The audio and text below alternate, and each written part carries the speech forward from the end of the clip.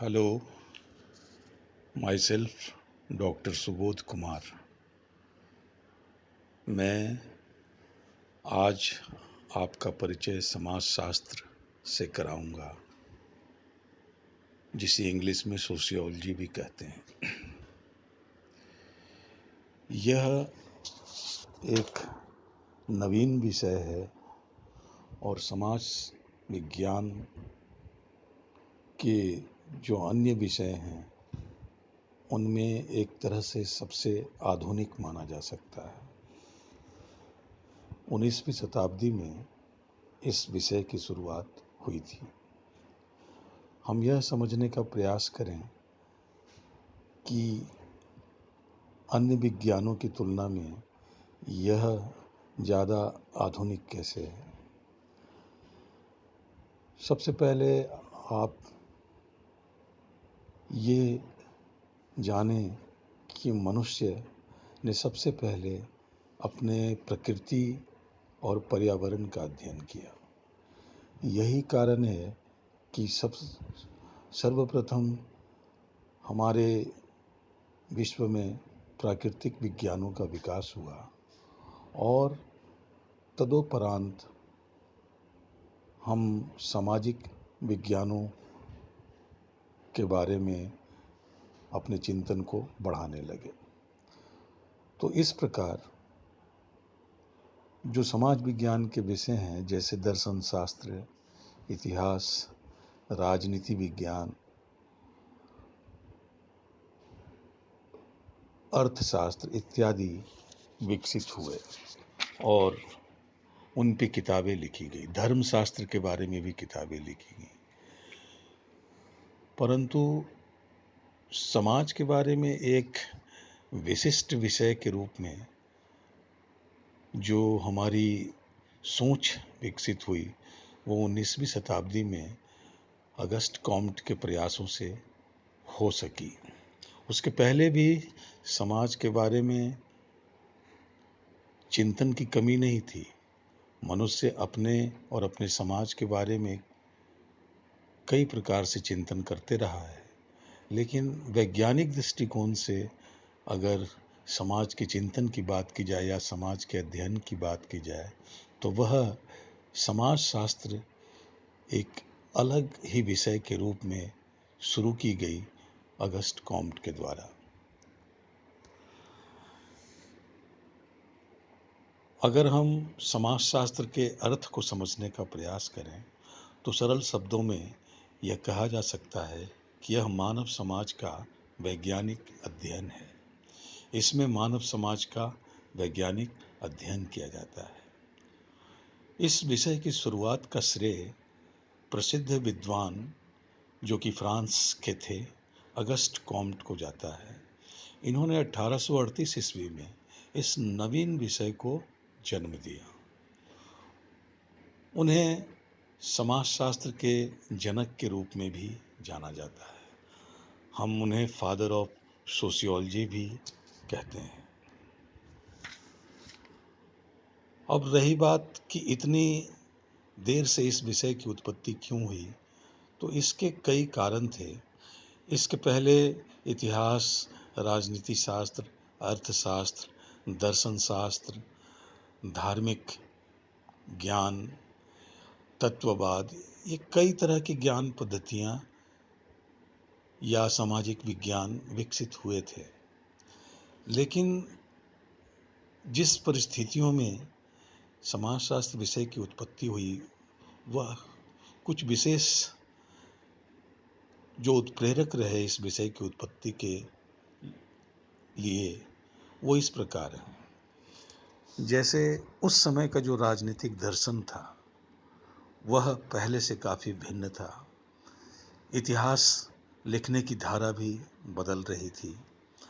विकास के जैविकीय सिद्धांत जो चार्ल्स डार्विन ने जिसमें आमूलचूल परिवर्तन लाया वो भी विकसित हुआ था। फिर अनेक सामाजिक और राजनीतिक सुधार आंदोलन 19वीं शताब्दी में चल रहे थे। उसी समय औद्योगिक क्रांति का भी उदय हुआ था और फ्रांस की क्रांति ने पूरे विश्व को प्रभावित किया था। यह पुनर्जागरण का भी दौर था। विचारधारा और चिंतन के क्षेत्र में नवीन नवीन उत्पत्तियां हो रही थीं और नवीन दिशा विश्व को दिखाया जा रहा था। और इन सब के परिणाम स्वरूप एक विषय जो उभर कर सामने आया, वो अगस्ट कॉम्ट ने उसे समाजशास्त्र का नाम दिया। समाजशास्त्र के शाब्दिक अर्थ को अगर समझें तो यह दो शब्दों से मिलकर बना है। पहला है सोशियस, यह लैटिन भाषा का शब्द है जिसका अर्थ समाज होता है। दूसरा शब्द है लोगस, यह ग्रीक भाषा का शब्द है जिसका अर्थ शास्त्र होता है। इस प्रकार समाजशास्त्र यानी कि सोशियोलॉजी का शाब्दिक अर्थ समाज का शास्त्र या विज्ञान है। अगर समाजशास्त्र को परिभाषित करने का हम प्रयास करें तो 4 श्रेणियों में इसकी परिभाषा को हम विभाजित कर सकते हैं, जिसमें कि सबसे पहली श्रेणी है समाज के अध्ययन के रूप में। यह जो श्रेणी है वह समाजशास्त्र को समाज के अध्ययन के रूप में देखता है। वार्ड के अनुसार, जो कि एक समाजशास्त्री थे, उनका मानना था समाजशास्त्र समाज का विज्ञान है। उसी प्रकार गिडिंग्स के अनुसार समाजशास्त्र समाज का वैज्ञानिक अध्ययन है। जो दूसरी विचारधारा थी समाज वैज्ञानिकों की या समाजशास्त्रियों की, उनमें मैकाइवर, पेज, मैक्स वेबर इत्यादि थे। उनका ये मानना था कि सामाजिक संबंधों के अध्ययन के रूप में समाजशास्त्र को देखा जा सकता है। तो मैकाइवर एवं पेज ने कहा कि समाजशास्त्र सामाजिक संबंधों के विषय में है। संबंधों के इसी जाल को हम समाज कहते हैं। अर्थात हम सामाजिक संबंधों के बारे में जिस विषय में अध्ययन करते हैं वही समाजशास्त्र है। मैक्स वेबर ने इसे परिभाषित करते हुए कहा कि समाजशास्त्र प्रधानतः सामाजिक संबंधों तथा कृत्यों का अध्ययन है। उन्होंने भी अपनी परिभाषा में सामाजिक संबंधों और कृत्यों पर विशेष जोर दिया है। जो तीसरी परिभाषा की श्रेणी है उसे समूहों के अध्ययन के रूप में देखा जा सकता है। ये समाजशास्त्री समाजशास्त्र को समूहों के अध्ययन के रूप में देखते हैं। नोब्स, हाइन तथा फ्लेमिंग के अनुसार समाजशास्त्र समूहों में लोगों का वैज्ञानिक और व्यवस्थित अध्ययन है। उसी प्रकार जॉनसन ने समाजशास्त्र को परिभाषित करते हुए कहा है कि समाजशास्त्र सामाजिक समूहों का विज्ञान है। यह सामाजिक समूह सामाजिक अंतःक्रियाओं की ही एक व्यवस्था है। अर्थात समाजशास्त्र में हम सामाजिक समूहों का अध्ययन करते हैं और ये जो सामाजिक समूह हैं ये दरअसल सामाजिक अंतःक्रियाओं के परिणाम स्वरूप ही उत्पन्न होते हैं। जो चौथी श्रेणी है परिभाषा की, वह समाजशास्त्र को सामाजिक अंतःक्रियाओं के अध्ययन के रूप में देखती है। गिन्सबर्ग की परिभाषा के अनुसार समाजशास्त्र मानवीय अंतःक्रियाओं और अंतर संबंधों, उनकी दशाओं और परिणामों का अध्ययन है। अर्थात यह वह विषय है जिसमें मानवीय अंतःक्रियाओं और अंतर संबंधों, उनसे उत्पन्न दशाओं और परिणामों का अध्ययन किया जाता है। जॉर्ज सिमेल ने परिभाषित करते हुए कहा कि समाजशास्त्र मानवीय अंतर संबंधों के स्वरूपों का विज्ञान है। कहने का अर्थ कि हम मानवीय अंतःक्रियाओं के परिणाम स्वरूप जो अंतर संबंध विकसित होते हैं, उन्हीं के स्वरूपों को हम समाजशास्त्र में अध्ययन करते हैं। अर्थात समाजशास्त्र सामाजिक अंतःक्रियाओं का विज्ञान है। अगर सारांश में देखा जाए या संक्षेप में हम कह सकते हैं कि समाजशास्त्र संपूर्ण समाज का एक समग्र इकाई के रूप में अध्ययन करने वाला विज्ञान है। अर्थात यह समाज को एक इकाई के रूप में देखता है।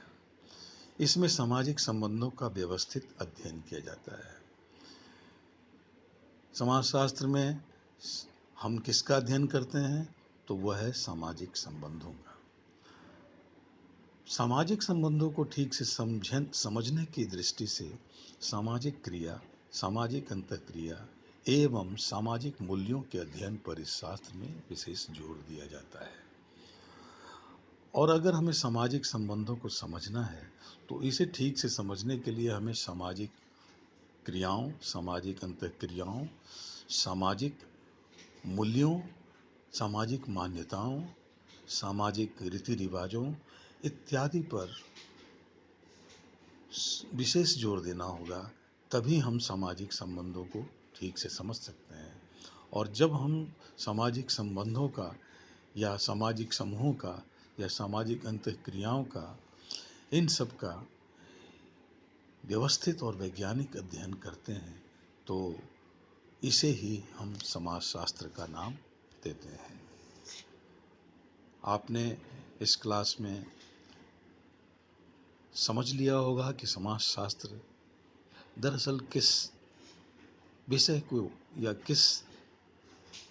किन चीज़ों को अपने अध्ययन का केंद्र मानता है। आगे हम इसी क्रम को जारी रखेंगे। थैंक्स, धन्यवाद।